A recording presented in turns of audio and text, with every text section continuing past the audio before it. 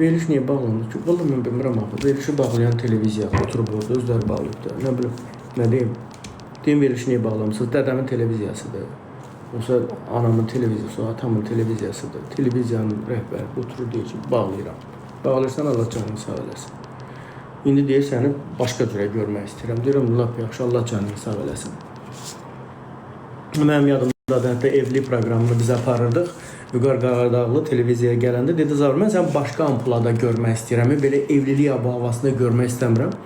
Ona görə də evliliyi bağlayıram. Dedim, tamam, bağlayın. Onda mən də ciddi bir veriliş açaram. Ümidvarı açdıq, yadınızdadır.